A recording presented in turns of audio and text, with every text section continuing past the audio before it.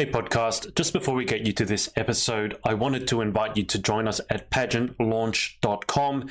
We are starting the world's first dedicated pageant review site, and we want you to join our launch team. All you need to do is put in your email address. It's completely free.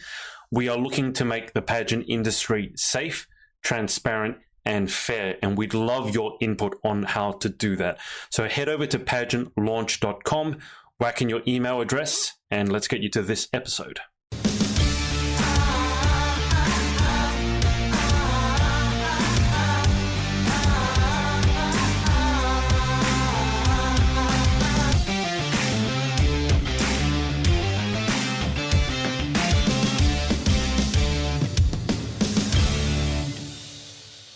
Hey everyone, guys, what am I doing? First off, if you can hear us, if you're listening on the stream, can you hear us? Because I was just playing those videos and I couldn't hear any sound, which is unusual. And we had an echo before, which is also unusual. So can someone just let us know whether you can hear us or not? Oh, Danielle, you can hear it. Okay. You're on the call, Danielle. So someone watching on Facebook, YouTube, or Twitch, can you just let me know if you can hear us? All right, thank you, Tammy. Let's get to it. Guys, welcome to Pageants and PJs 37. Sorry, there's a giant cockroach crawling up my... It's all happening today. Let's get going. Our special guests for today, Lauren's taking a break from her podcasting duty, so we have two special guests. One is Dr. CORINNE Devin, who I've interviewed and is over in America. Last time I spoke to you, where were you, CORINNE, last time I spoke to you? Were you still in Italy?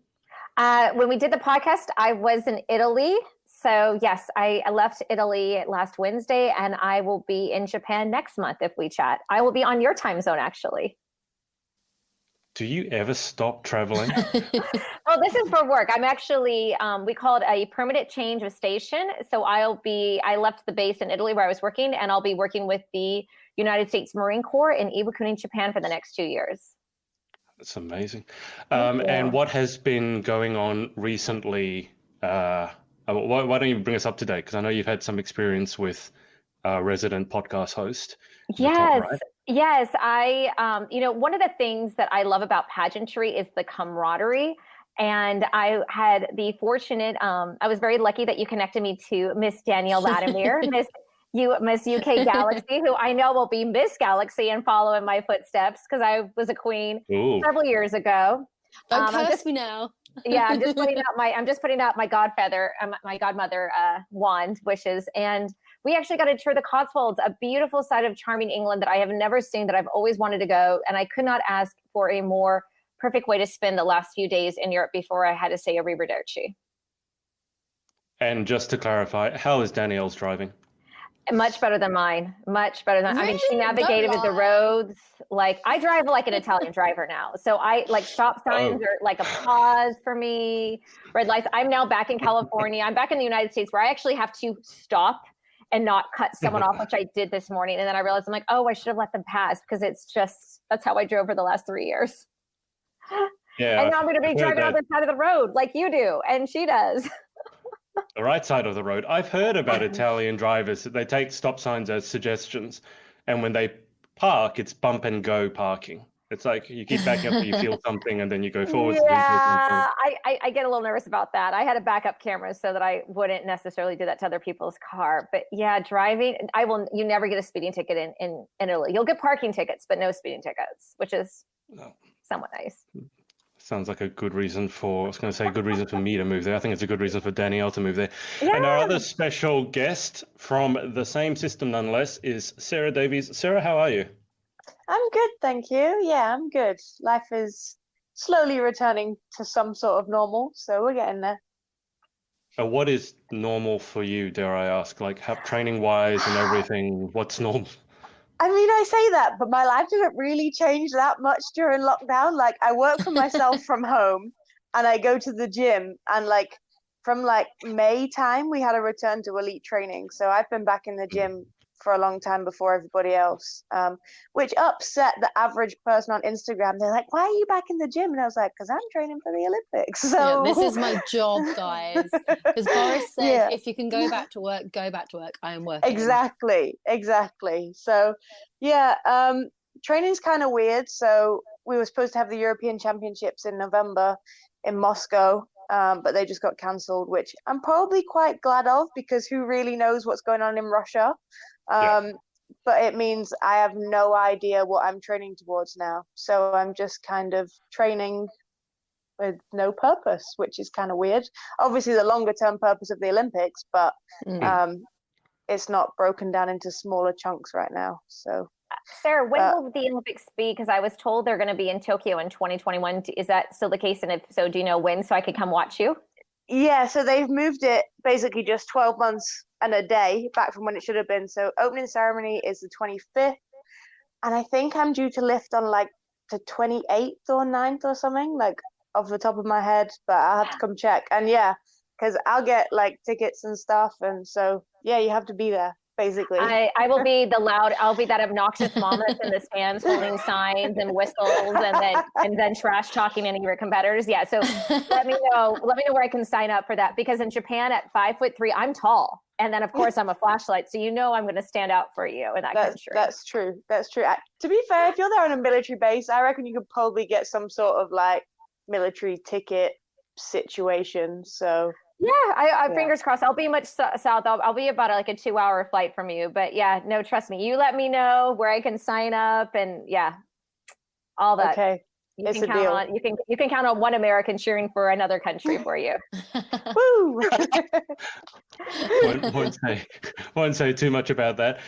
So Sarah, basically what you're saying is that if the whole pandemic had happened, come and gone, and you hadn't had social media, you might not actually have noticed.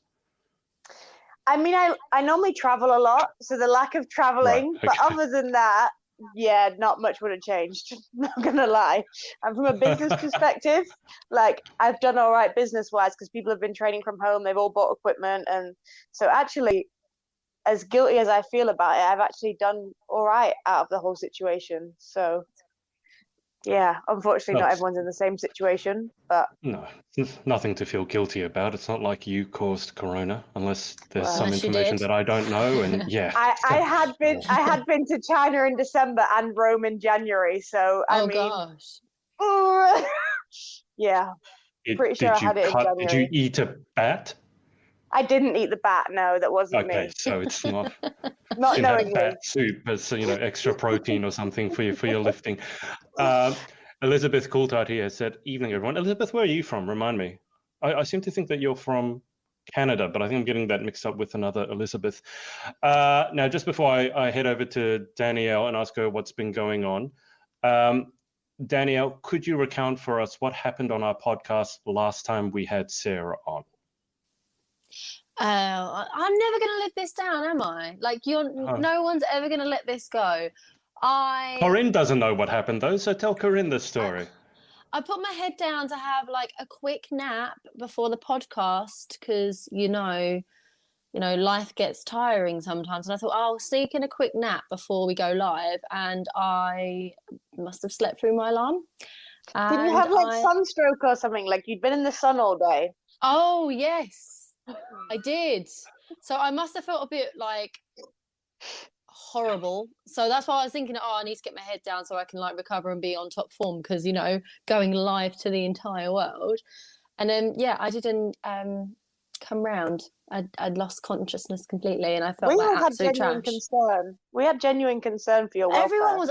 I like woke up and I had like 10 text messages and inboxes, and I was like, oh my god, I'm so sorry, guys.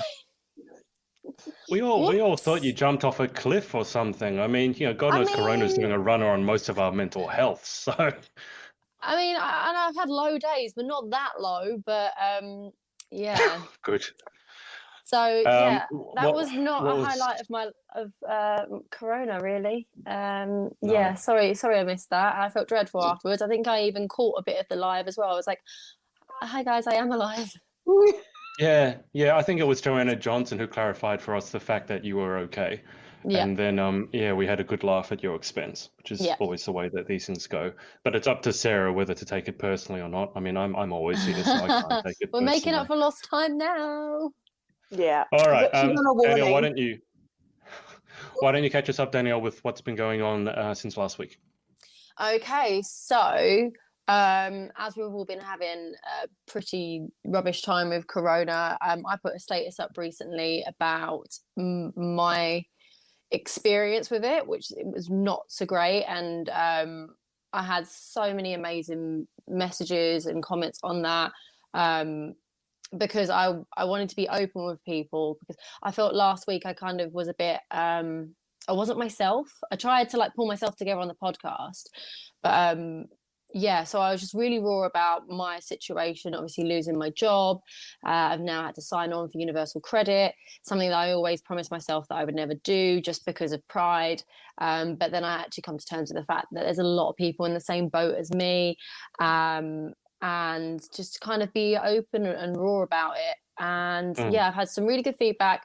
I want to change my life. I want to turn my life around. I don't want to be sad about it anymore. So a few people have recommended me The Magic, which is a fantastic book that is meant to change your life. And I've spoken to many people that have done it. It consists of 28 days of practice. So every single day there is a different practice you need to complete. And every single morning you have to kind of start doing it to get your day going. For example, my first day was to wake up and write down 10 things that you are most thankful for and grateful for in your life. And then say the words, thank you, thank you, thank you, after each of those 10 things that you're grateful for. So that was the first practice. I have to do that every single morning. I also have a little rock, which is actually under the bed. And every single night I have to hold the rock in my hand and I have to tell my rock my favorite part of today. So it's about bringing gratitude into your life, and it's changed so many people's lives. So I'm excited to be on this journey. The only thing is, if I accidentally miss a day, or I don't do something, or, you know, something happens, life happens, and I skip a day, you either go back to the beginning if you're in the early stages of it, or you go back 3 days. So It's about consistency. It's about making it a habit in your life. And they say it's about 28 days until you make something a habit. So yeah, it's really exciting. I've been documenting my journey on TikTok. So for those that are interested in following my journey, I am posting every single day on TikTok, every evening. And I'm posting the practice that I had to do that morning, and other activities, things that just mundane things that will be happening in my life in the run up, because obviously I'm not working at the moment, so I'm trying to fill my days with fun things that I can do, fun inexpensive things to do. So if you are interested if you're in a bit of a crappy place, I definitely recommend doing The Magic. And that's what I've been up to. Corinne, are you on TikTok? I am not. I haven't took the plunge to it. I've enjoyed watching the videos, but I feel like I'm just trying to master one form of social media at a time. And they're all so different and unique. Like, I still feel like I'm learning so much from Instagram. And Danny was fantastic, because I learned, like, I need to take a photography class when I get to Japan, even though I'm not trying to be a photographer, but just understanding angles and lighting. I have so many pictures that I need to go through and post, because it's so helpful to have someone who understands how to look at things. And so for TikTok, I get it while she's a natural to it, because she's played with so many mediums that feed into TikTok, and having that visual eye and that attention to detail, it's probably why she's done so well. And I've been so shy to do it. I guess if it was people's mouths, I'd do it, but I'm really limited on what I'm able to do in the military with my patients. So. Of course. Yeah. Danielle, you must like having Corinne on, because we've never had a guest on that speaks so highly of you. Normally everyone's taking the piss. Like she can replace Lauren. What? Okay. Be prepared when I come to Australia, mister. I will educate you on the fine skills and etiquette of Miss Queen Danielle Latimer. I'm sorry, I shouldn't laugh that loudly. I have spent time with Danielle. It has been interesting. Let us put it that way. Yes. Protest much? By the way, guys, that is not a cider that I'm drinking. I'm drinking my Beaner before anyone starts being like, is she drinking on? I'm getting adjusted to jet lag over here. That's why I'm drinking Diet Coke. I haven't got used to the time zone change yet. So I'm drinking tea and being very English. Oh, she's the best one. I should be drinking tea. Yeah. Sarah, you made a brief appearance on TikTok, right? I think you still got one video there. Yeah, but I just, No. I don't know. It's Sarah, just, you do great on TikTok. I know, but I just feel I'm not funny enough for TikTok. That's part of my issue. I'm not No, funny enough. I don't have rhythm, and TikTok revolves off humor or dancing, and the two of them don't. No, you If should you post. don't have rhythm and then you do a dance, you are by definition funny though. That is true. Yes, very much so. Very Maybe much I should so. change it to a dancing weightlifter and see where it gets me. I agree. I agree. You should post your training videos on there. Yeah. Yeah, some people have done, but I'm like, are people there for that, or are they just there? Do you know what I mean? Like Instagram people are there to kind of follow that like documentation of like my training and what they're up to. I'm Yeah. like, is that there on TikTok? Is that TikTok's thing? Like, I'm just, yeah.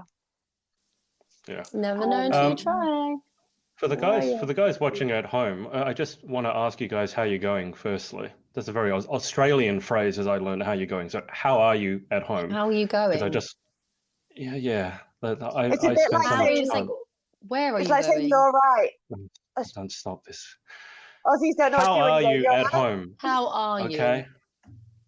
Yes, I am Australian. Deal with it. How are you going at home? Okay. Or how are you for those of you who aren't Australian, and also whether you guys are actually on TikTok? Because when we first went into isolation, TikTok blew up, and then with the whole debacle about is TikTok a spy platform for the Chinese government, I think a lot of people jumped off it. I know this because I did a poll recently on Instagram, and a lot of people now are back on Instagram and have left TikTok behind. So are you guys at home still TikToking, or are you back on Instagram? And Danielle, correct me if I'm wrong, but I think before our podcast next week, you've got a certain climb to do, don't you? Mm-hmm. Oh, yeah. So on Thursday, I will be flying up to Glasgow. On Friday, I will then be getting a train to Fort William. And from there, I shall be climbing Ben Nevis. Straight after that, I shall be climbing Scafell Pike. And then straight after that, I shall be climbing Mount Snowdon.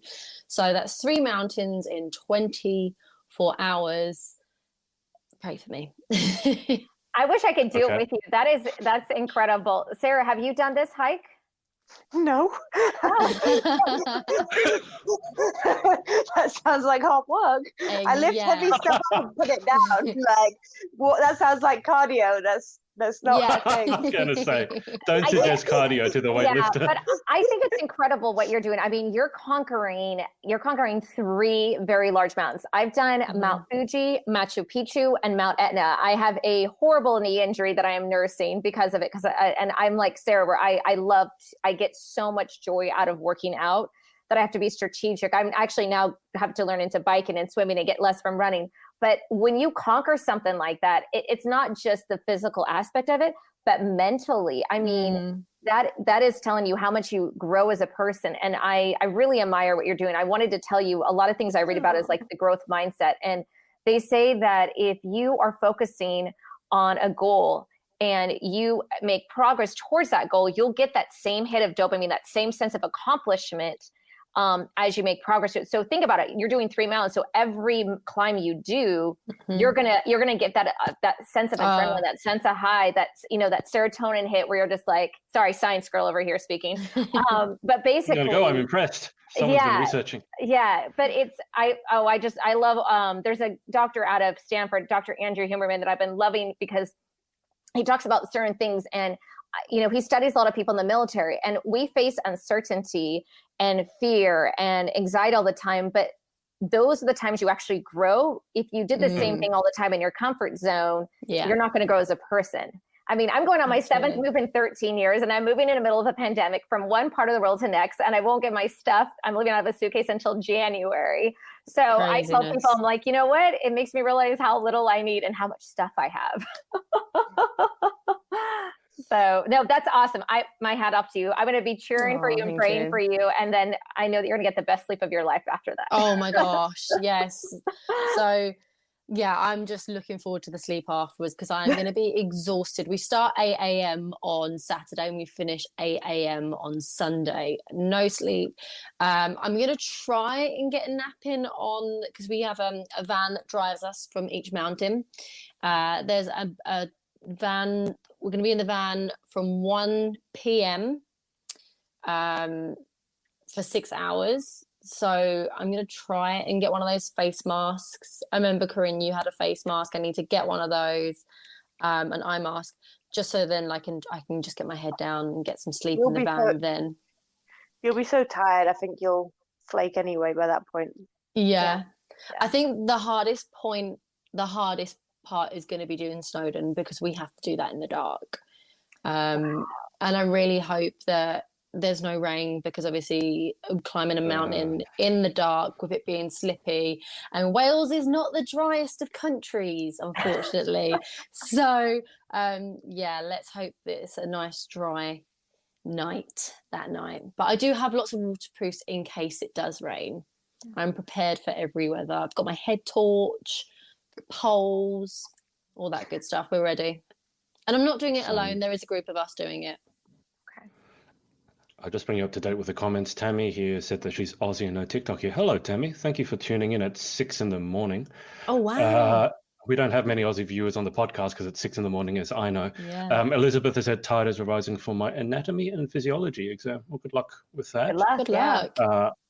And she's also said, TikTok, no, I can't. I've never liked anything I've tried. You mean the stuff when you've done it, Elizabeth? Because if honest, like, you can spend 5 hours in bed just looking at TikToks and laughing your head off. So yeah, I watch a lot more TikToks than I've created. Yeah, you spy on everyone, all the funny cat videos. Lanta said hello from Texas. Wow. Oh, that's okay, we've got howdy. That's right. That's right. So Danielle, as someone who's not had any experience with those mountains, can you give us an idea, just like how much of a trek, how steep is it? Oh, I would have to I'm going to have to Google, because I don't know off the top of my head. I should really know. So Ben, I can Google it here, because then I can share my, let's share a screen. So Ben Nevis, actually know how to spell elevation is 1,345 meters. So that is the first one, Ben Nevis. Okay. Well, that is that it? Yep. Okay. Those are buildings in the foreground. That's like a 3-story building there. So that is my first mountain, and that is the largest mountain in the UK. So I'm going in with the big one first. Right. And then what are the other ones? Scafell Pike. I have no idea. How do you spell that? Scafell, one word. So as it sounds. Oh, there it is. There it is. Yep. Thank you, Google. Scafell Pike. Jeez, Danielle. Yep. Stretcher Scafell box. Pike, I believe, is the smallest. Right. At 978 meters above sea level. Okay. And what's the third one? And it's Snowdon, Mount Snowdon. So yes. Snowdon. And Snowdon is 1,085 meters. Wow. So they look beautiful. Absolutely stunning. Let's hope we've got a nice clear day like those pictures. We'll pray for that for you. Lots of sheep. What? I was going to say, what's that? That's because that person's really far away. That looks like a giant monster sheep.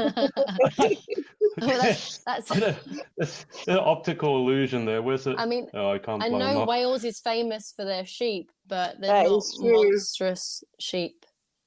Yeah, you can actually get a train up, but we're just going to go by foot in the dark. If you have looks like if you have good weather, looks like you're going to have an amazing view from all three mountains. But this one's going to be dark, so we're going to be doing this. Sunrise, though. Yeah, we should do. We should be catching the sunrise on the way down. Wow, that is incredible. Okay. Yes. Yeah, so, it's definitely not a small hill. It's a proper mountain. They're both 3 rather large mountains. So, yeah. I think the challenge for me will be I do have a slight knee injury, and the sleep. The sleep is the number one. From people that I know that have completed it, they said the tiredness is probably the hardest thing.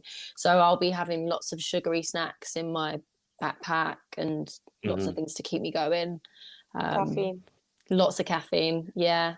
One thing I may suggest, and I don't know if you are sensitive. So when I did Mount Fuji in Japan, which was about, and I apologize, I don't know the meters, but it was about 13,000 feet high, as I got altitude sickness. And there is a medication. It starts with an A. It's a very long name. I would tell you if I heard it, but basically you take it before you do the hike the day before. And so that way you don't feel nauseous and sick at the top, because when you feel that way, you're not going to eat. I did it for Machu Picchu, which was great because we started in Cusco, which you're already about 8,000 feet high. And it really helped just take the edge off of it. So I'll caution you with any medication.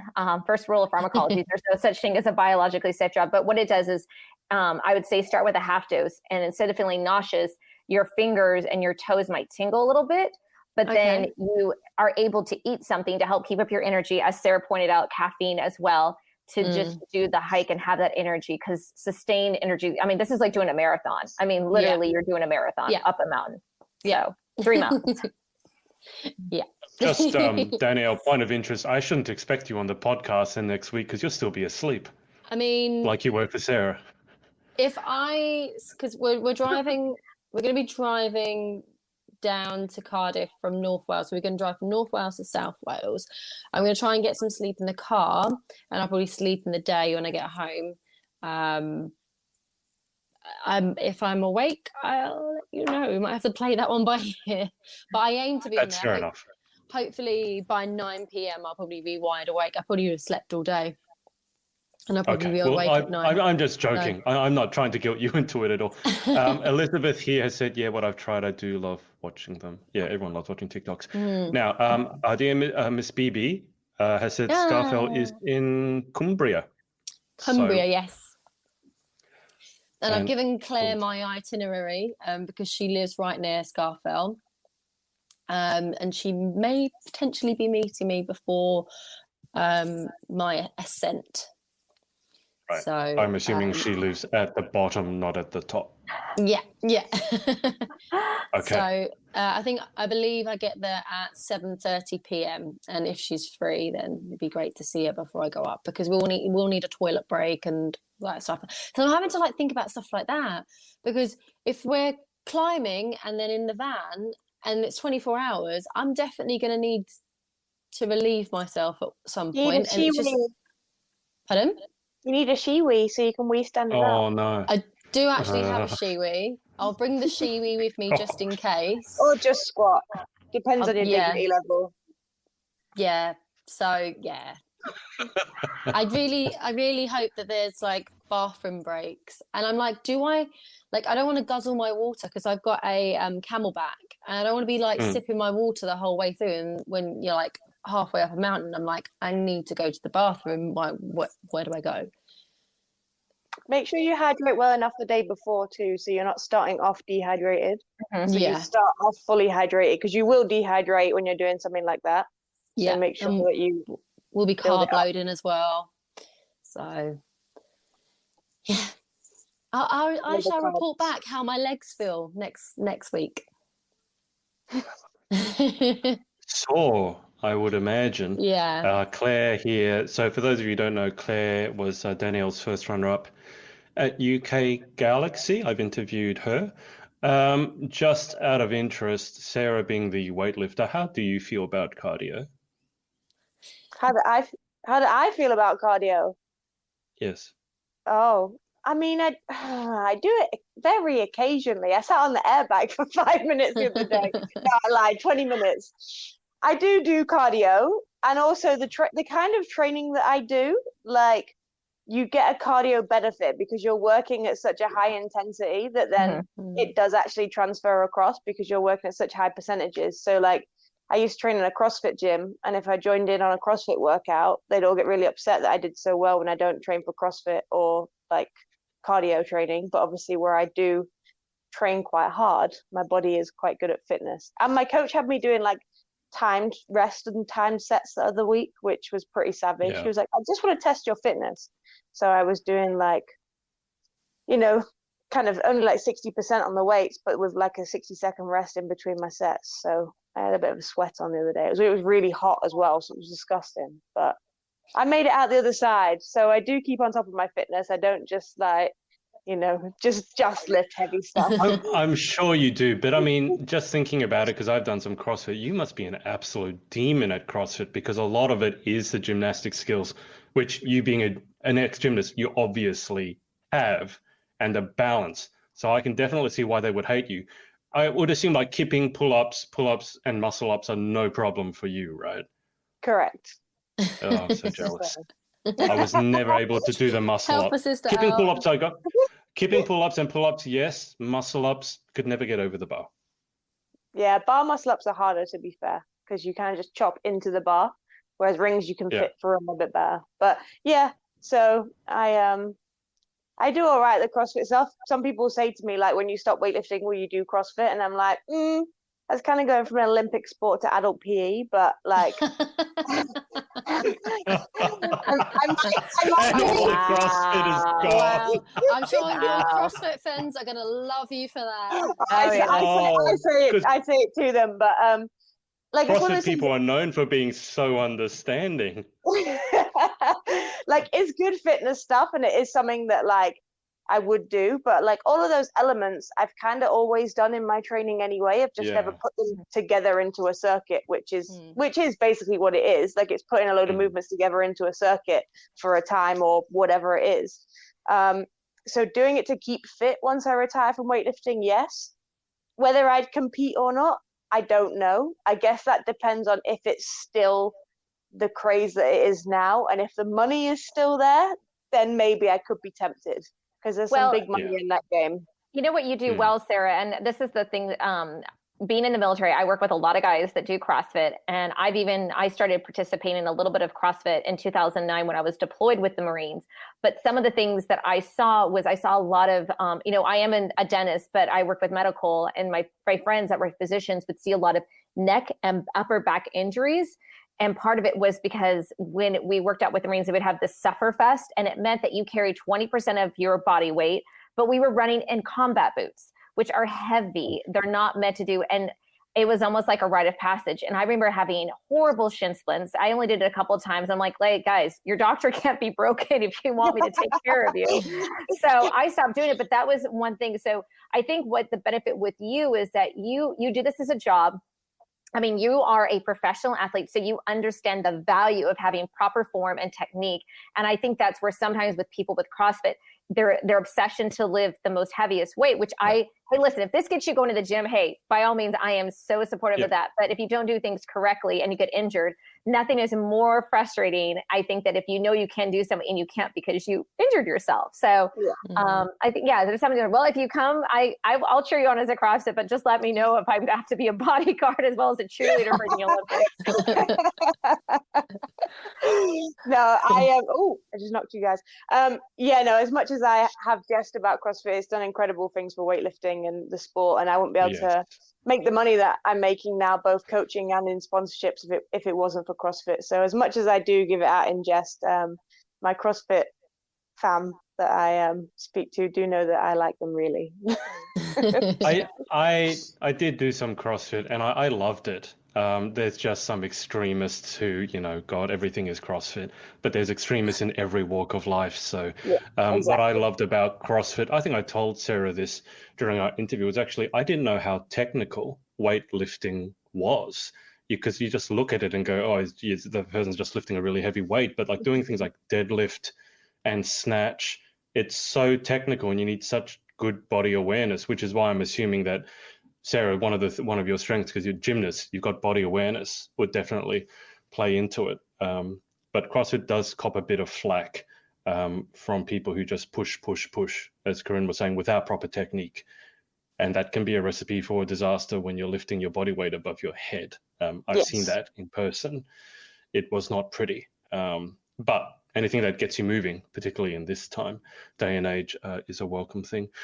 Corinne, what is fitness like on an Army base or a Navy base? I'm in the Navy, not the Army. Be careful. We have a rivalry every year. We play football against them. That's why I corrected myself. I just imagine everyone is super fit, right? I would have to say it just depends on where I'm stationed. So I have been with the Army. I was with the Army in Al-Assad, Iraq. So that base was training Marine Corps to Army. And I would tell you that every branch of service is a little different. I will definitely tell you the fittest of all the services is the Marine Corps. And the Marine Corps is actually a department of the Navy. They actually fall under the Navy, but because they put more time and value into fitness. So we are allotted 2.5 hours per week to work out. But I will tell you the reality in military medicine, most people work out either in the morning, during their lunch hour, or after work. I get up early in the morning to work out. To me, being physically fit is not just a part of my job. It mentally makes me feel better. Kind of going back to Danielle's, the magic. To me, I start every day with 3 things I'm grateful for, and I start with a workout. And with COVID, it was very tricky. So I destroyed my yoga mat completely. I did classes that I were on Zoom with friends in Texas for my evening workout. I call it my happy hour. And then I would start one in the morning.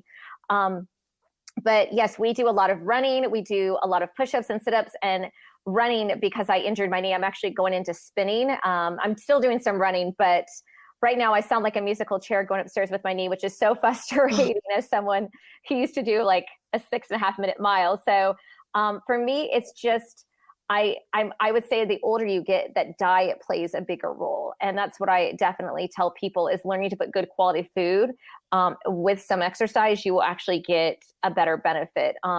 I treat a bunch of SEALs and special combat forces where I see these guys go to like champagne brunches and just tear it apart, but you would never know that they probably have a 6-pack buried some underneath there because of all the food that they put in their mouth.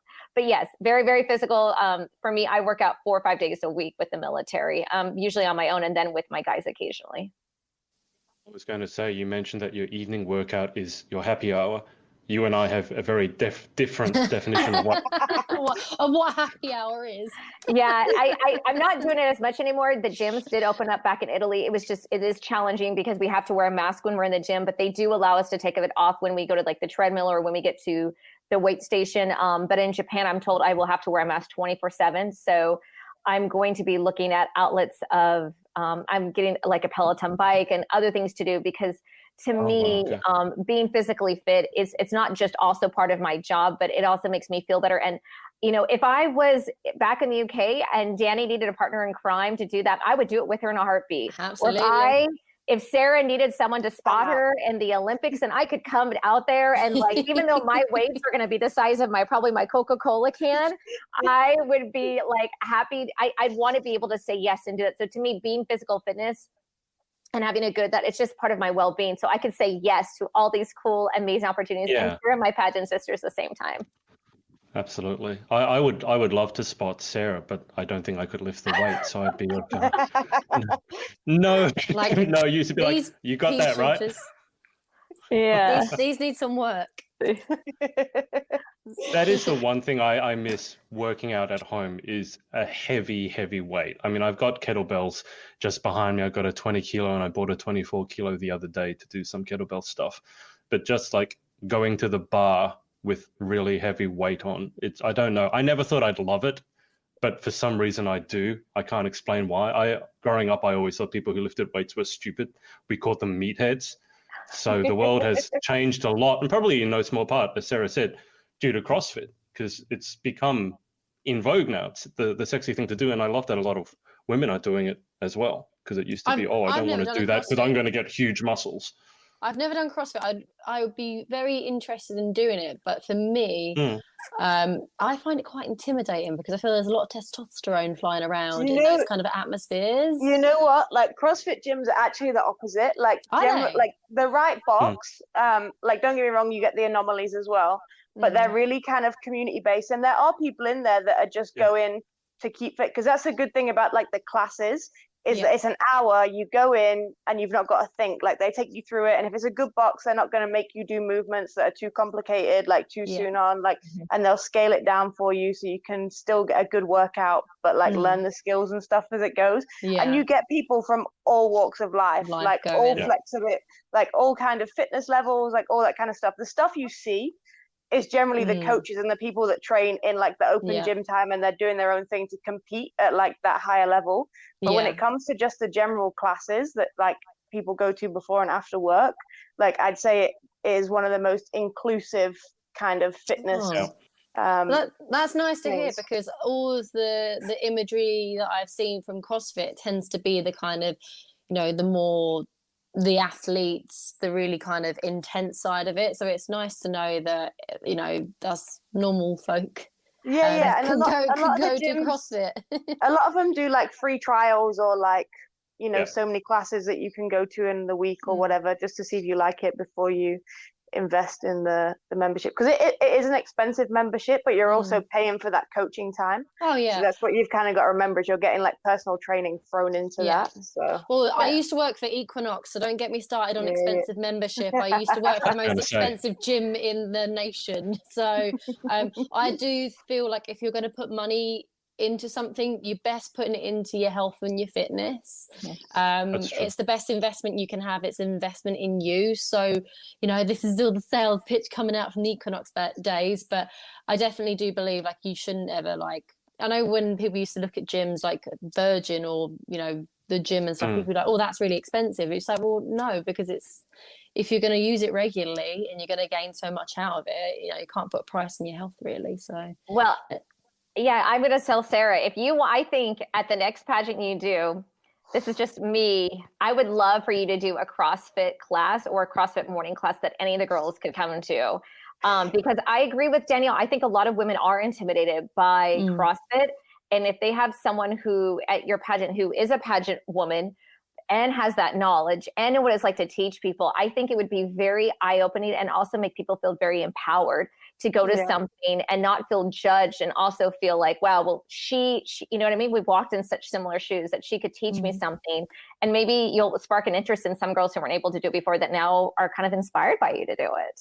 Yeah, it's true. It's a good chat, actually. It's definitely something to look into. I mean, I made a joke at Holly, who obviously directs all the pageant girl stuff, and said that I'm going to take over the fitness rounds of her things. And the girls were like, please no. Yeah. Please do. Because if I see one more pageant, now don't get me wrong, I've done yoga. I love yoga. I've done a lot of body work stuff. But if I see one more pageant fitness round being how long can you hold a plank for, or yoga on the beach, I'm going to scream. When you've got 20 kilos of like glute to hold up as well while you're doing a plank off, that becomes a lot more difficult. Like, yeah, but as we discussed, I'm doing a plank with like an extra lump on top. So people don't think I'm being creepy. Everyone in pageant land wants Sarah's butt. Okay. I don't know. I think my butt might actually compete with hers. I think I have a black girl's butt. I've seen both butts, and they're both great firm butts. So I'm not going to pick a favorite, but they are two great tushes right there. I got it from my mom. Mine weren't from body weight like her, so I got mine genetically from my mother. She still has a great butt at 70, so we know where Sarah actually worked. I do a lot. Well, you work out. So we've got genetics. I have a big butt because of all the tennis I've done. I've always been stronger in the legs. Danielle, you've got hips as well, right? I got a big butt because I like to eat. So this is everyone on this podcast has a big butt. This is like the big butt podcast. This is going to be the big butt podcast. I know. Need a rebrand. Yeah. That'll go down well. No, I would love to see the pageant fitness round be a little different, because I think there's a good chance that learning to lift some weights, I know some girls will hate it, whatever, but I think some girls will really, really enjoy the challenge of it, because I know that I did. And it's you'll definitely be learning something, because holding the plank, to me, I mean, I was able to hold the plank for more than 5 minutes, but it's just so boring, and you don't learn anything whilst you're there. When me and Danny did Miss England, it was a bleep test. Yeah, and I came second to a girl who ran marathons, so I took that because as a weightlifter, like that was a good feat. So I was dying afterwards. Torture. That bleep test. We did the bleep test, and also we did the last man standing with the plank. Did we do the last man standing with the plank? Yeah. I came 8th in that, I believe. I was like, yes. So maybe a good challenge, because it's hard because not everyone has weights, and certain places, certain states or countries, the gyms are closed, and it is really hard to buy weights. I know I couldn't buy anything on Amazon. I tried. So I think one way that you could challenge muscle and endurance is if you have a push-up contest. And that was actually the fitness portion in a military pageant, was they wanted to see who does the most amount of proper push-ups. So not push-ups on your knees, which I honestly, if that's the way you start doing push-ups and you have to learn it, that's fine. But you can do so many variations. So to me, that might be a nice in between. And also it's not, I agree, holding a plank for 3 or 4 minutes is very boring, but doing push-ups, you can do triangle, one leg, wide arms, tricep. That might be something, I don't know, maybe that'll be something that we could put out for all our competitors. Corinne, you should get on TikTok, because I don't know, you probably haven't seen this, but there are push-up videos that are challenge videos. They only go for like a minute, because that's as long as you can have it. But literally, they're all those different push-ups you mentioned, and they do them all within a minute. And it's like body weight is no joke. They are crazy strong. They go to the one arm push-ups, the triangle push-ups, wide push-ups, all those push-ups. Yeah. I love the clap ones. Landing on your face is very, very liberating. Just remind yourself how stupid you are. Sarah, oh my gosh. Can you, Sarah? No, Can you? that would be a face plan. I can do a regular like clap one, like I can do a few of those in a row, but behind my head, nah, I'd be on my face. Oh, those ones where you jump out as well. I'd be ringing Corinne to get my teeth fixed out. Oh my gosh. Please just wear a mouth guard. Just promise me you wear a mouth guard when you do your weights. That's all I want to see. Mouth guard for push-ups. Just mouth guard. No, for her. Yeah, please. One person clapped their hands behind their bum. That's not easy. Push up, and as you're up in the air, you've got to clap behind you. Too much bum to get over. Yeah, It's like... we've got too much to get around. Too much height. I would think in our group of 4 that actually would be like even more of a challenge, because of the distance of the bum from our backs is much more further than the average person. Okay, just hang on. All right, just for a sec. Can you guys tell me whether you have the same struggles as me finding a pair of jeans or trousers that fit? Because I tell my best friend the story last week, and he thought it was hilarious. We were playing tennis, and he collapsed on the court, not because he was tired, but because he was laughing so hard. I went into a jeans store because my girlfriend at the time wanted me to buy a new pair of jeans. And I go in there, and they're tight jeans, right? They're kind of form-fitting. I got stuck halfway through with it up my quad, and I got my other leg stuck in the leg, and I'd lost my balance, and I was falling all over the place, and I couldn't get them off. And then the girl, then you get stressed, the checkout and you sweat girl, and like, the checkout girl's like, "How are they fitting? Are they all right? Are you okay?" And there's like, no, I'm not. And I tried every pair of jeans in that bloody store, and not a single one of them were anywhere near fit. If they fit my butt, they're like 4 inches too big around the waist. So do you guys have that same problem, or is that just me? Yeah, I feel like as a woman, it's a bit better because you get like the more like stretchy jeans and stuff. But I did actually just see one of the US weightlifters has partnered up with a company that is basically made for people who like work out and have like bum and quads and like little waists and stuff. So I might hit them up to try and get myself a pair to try out. That's amazing. I would buy stock of that company, because a number of jeans that I've ripped, not because I'm fat, but because, I've anyway. You know what I do? This is embarrassing. I'm literally gonna like do myself dirty on this, but I've got a pair of jeans here. This, I don't know if this happens to anyone else, but when you try and pull your jeans up, this happened. So, I do that too. I think it's time for us to go shopping. I need to go shopping and get some more jeans. I did that exact same thing the other day. So gosh. Once you do that and you hear and you're like, oh no. And your hand kind of comes with it too. Like on one side, you're like, I'm so glad that we found something deep and meaningful to bond over, how big our glutes are. Yeah. Now, I got to keep us on track because Corinne has to go in a few minutes. So why don't we wrap this up with what we've got coming up? Obviously, Danielle has got her giant climb coming up.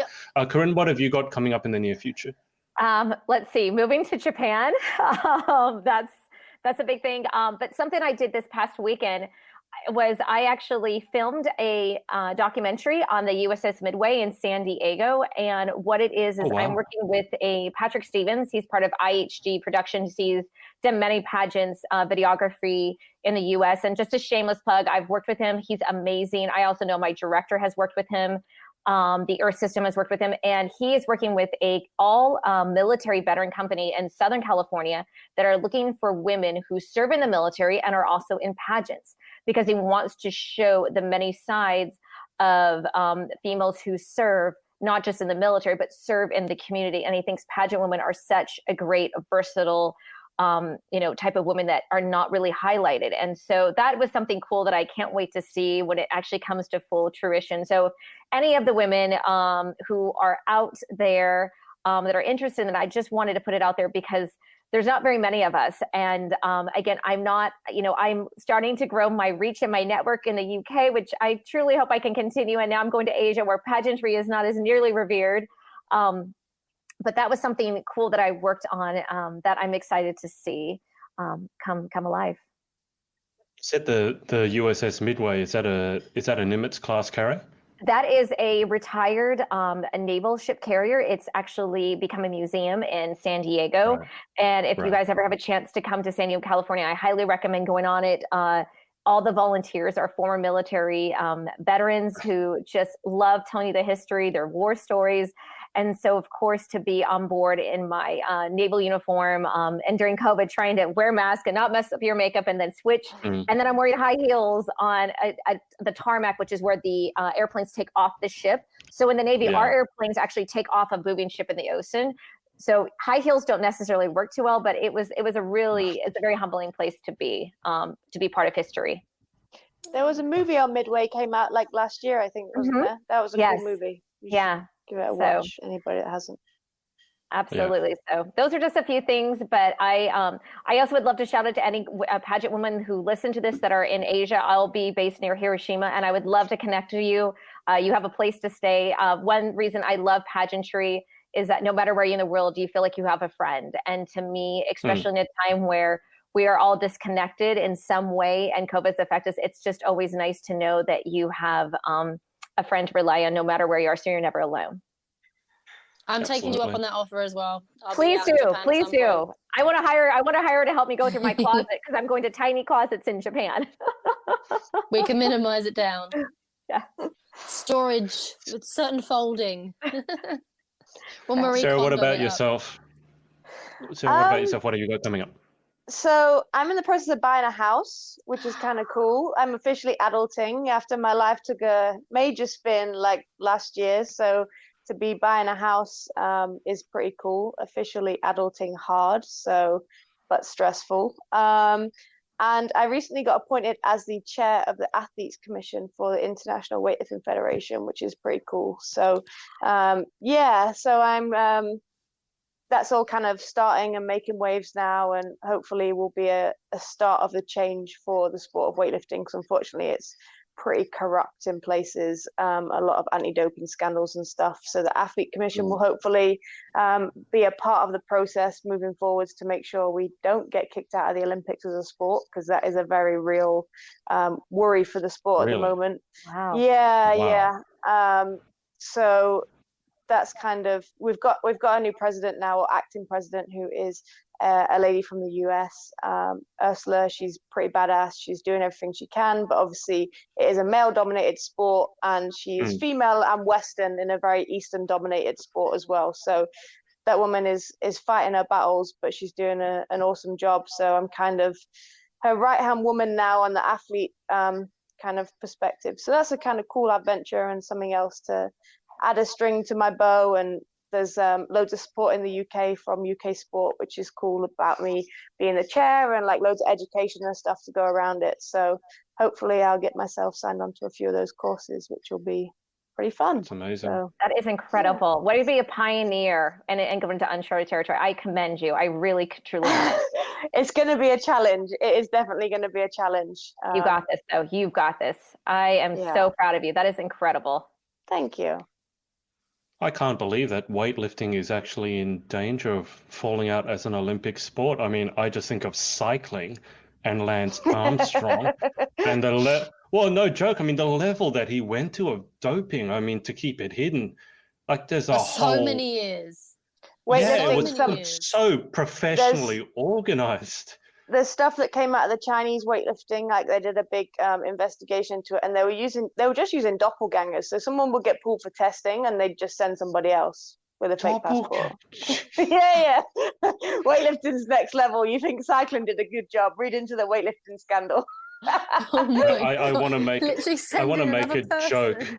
I want to make a joke about all Asians looking the same, because that's the joke they always make in movies. Doppelganger. Like he looks like that guy. We'll test him. I mean, really? Yep. Doppelgangers.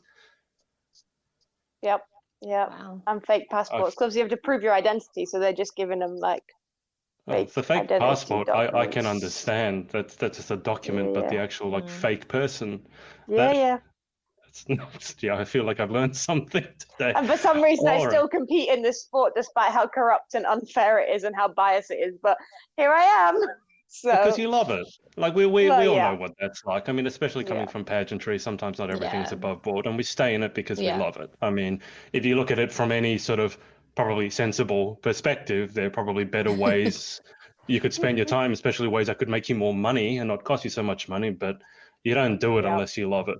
So it's the same for yourself. So Danielle, obviously, good luck with your climb. Thank Please you. be safe. Pray for me. Yes, I will. We And for myself, just quickly coming up on the Pageant Project, I've got a couple of interviews. One is with Corinne and Laura's Corinne and Sarah's director, Laura Clark. Now, she's American, but she's not in America, is she, Corinne? Where?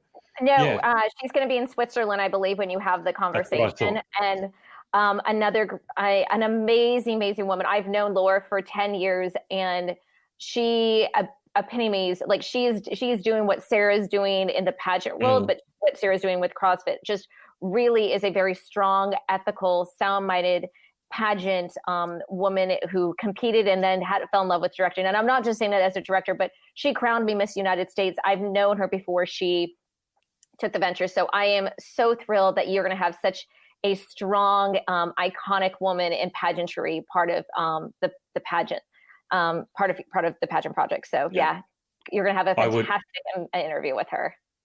I'm sure I will, because I completely believe what Corinne is saying, because a number of people who shared that interview, I think it's up to 20 shares, and we haven't even gone live yet. So there's a lot of people obviously excited for that interview, and she's also director of Miss Earth USA.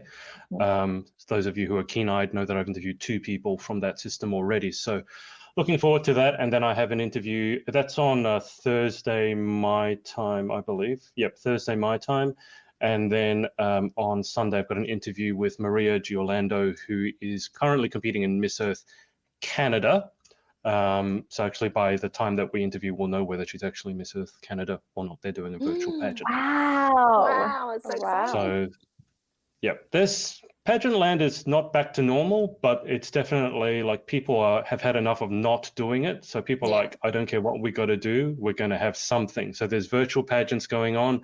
I interviewed Savannah Miles just the other day, and her pageant, Teen Universe, is going ahead in person. So, fingers crossed, if we all stay sensible, we can keep enjoying life and moving forwards. It's just every now and then if someone's selfish, you can set us all back. And we really don't want that. So that's what's coming up from all of us. Veronica here has said, hi, Corinne. Hi, Veronica. She is someone who helps me a lot with some digital social media, and we are actually former pageant sisters as well. We did United America when she was a teenager, and I was not a teenager at the time. I was in residency. Okay, we won't get everyone on stream to disclose their age, because I've already done that, and it's not polite to ask a woman how old she is. So we need to let Corinne go. So Corinne, thank you for your time. Thank you so much. It was it was an honor to be back on here, and I wish you guys the best. Thank you. And Sarah, thank you for your time as well. Thanks for having me. And Danielle, thank you for your time as well. Always a pleasure. We've got the big butt club. Anyway, thank you to everyone for watching as well, whether it's live or on the replay. And we will see you same time next week. What's up, guys? It's Adrian again. Hope you enjoyed this episode. Remember to head over to pageantlaunch.com join our launch team for our review site. It's super important to all of us to make sure that the industry is safe, transparent, and fair. So head over to pageantlaunch.com, write in your email address, and we'll speak to you next time.